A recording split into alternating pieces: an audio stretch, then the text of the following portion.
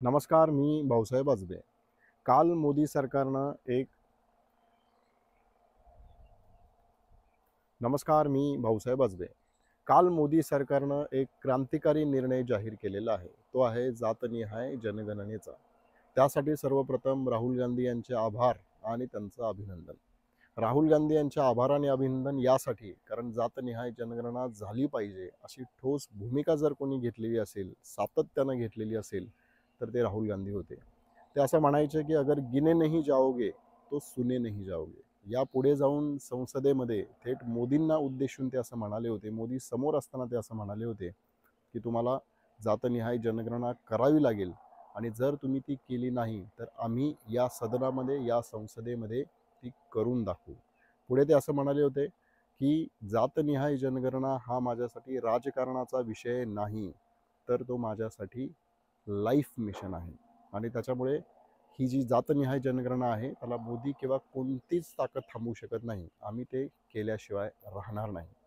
आणि जेव्हा राहुल गांधी असं म्हणत होते तेव्हा भाजपचे नेते काय म्हणायचे, खुद्द पंतप्रधान असं म्हणायचे की भारतामध्ये तर 4च जाती आहेत, गरीब, युवक, महिला आणि शेतकरी.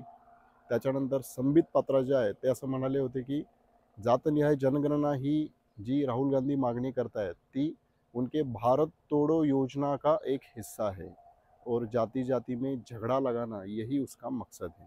गिरिराज सिंग असे अजून एक त्यांचे भाजपचे नेते आहेत, ते देखील असं म्हणाले होते की जातियों में फूट डालने का ये षड्यंत्र है और राहुल गांधी देश को अस्थिर करना चाहते हैं.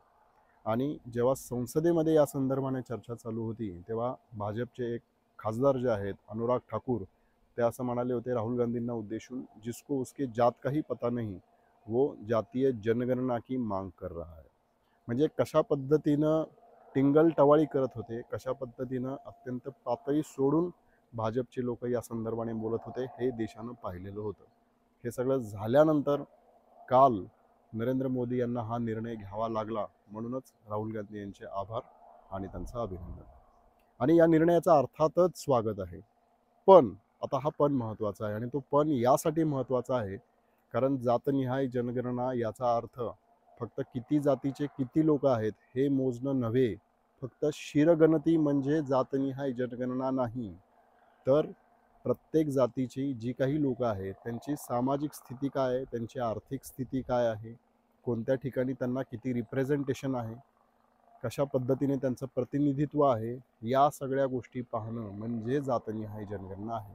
आणि त्याचं एक उत्कृष्ट असं जे मॉडेल आहे ते आपल्यासमोर तेलंगणा सरकारनं समोर ठेवलेलं आहे. म्हणजे तेलंगणा सरकारनं लोकांमध्ये जाऊन ठरवलेलं होतं की कोणत्या पद्धतीचे प्रश्न विचारायचे, कशा पद्धतीनं लोकांची स्थिती आहे ती मोजायची. आणि त्यामुळेच राहुल गांधी असं म्हणतात की 4-5 सरकारी अधिकारी एकत्र बसले आणि त्यांनी ठरवलं कशा पद्धतीने जातनिहाय जनगणना करायची किंवा कोणते प्रश्न त्यांना विचारायचे असं चालणार नाही. तर ते इन्क्लुझिव्ह असली पाहिजेत. लोकांकडून हे समजून घेतलं पाहिजे की कशा पद्धतीचे ते प्रश्न असायला हवेत आणि त्या संदर्भातलं जे मॉडेल आहे, जे ड्राफ्ट आहे ते आम्ही तुम्हाला देऊ, असं देखील राहुल गांधी म्हणालेले आहेत.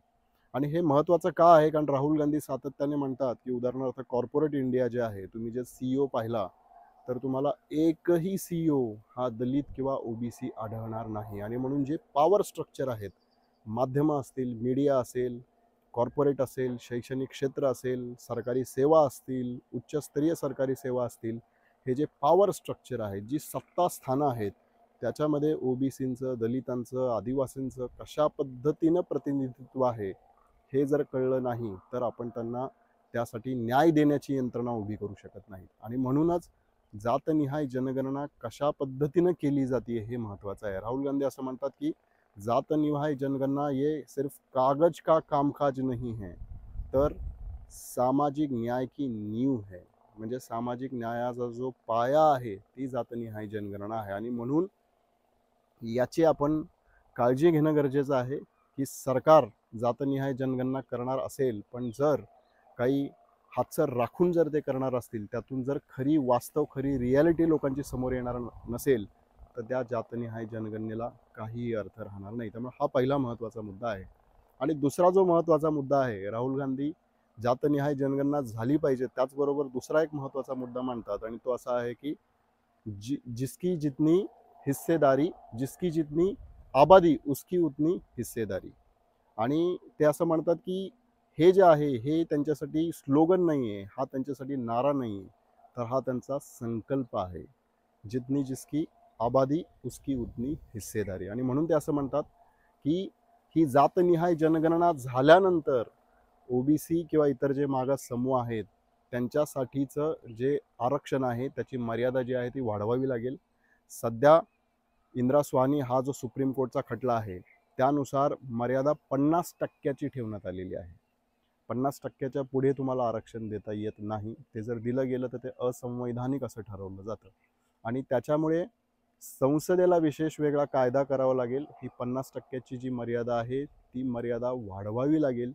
ती जर वाढवली तर आणि तरच आपण अधिक आरक्षण किंवा रिझर्वेशन देऊ शकतो. आता काल पहा, काल त्यांनी घोषणा जातनिहाय जनगणनेची केलेली आहे. त्यांनी अशी घोषणा केलेली नाही आहे की आम्ही ही 50%ची मर्यादा वाढवू किंवा अधिक प्रमाणामध्ये आम्ही आरक्षण देऊ.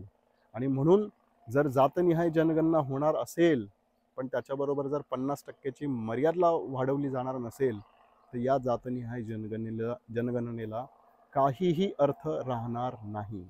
आणि म्हणूनच अशा पद्धतीनं गोष्टी जर होणार असतील तरच जातनिहाय जनगणनेला अर्थ असेल. म्हणून हा जो पण आहे तो पण अत्यंत महत्त्वाचा आहे.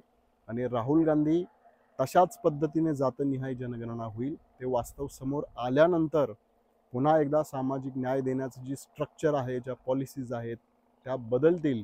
याच्यासाठी विरोधी पक्षनेते म्हणून, देशाचे नेते म्हणून ते याच्यावर लक्ष ठेवतील आणि सरकारवरती तो दबाव आणतील हा विश्वास मला वाटतो.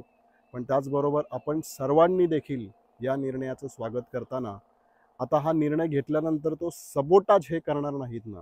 म्हणजे हा निर्णय घेतल्यानंतर त्याची जर कार्यपद्धती त्यांनी अशी ठेवली की त्याच्यातून जर हातातच काही लागणार नसेल तर याला काही अर्थ राहणार नाही. त्याच्यामुळे आपण त्याच्याकडे लक्ष ठेवूया, या निर्णयाचं स्वागत करूया आणि पुन्हा एकदा राहुल गांधी यांचे आभार मानूया.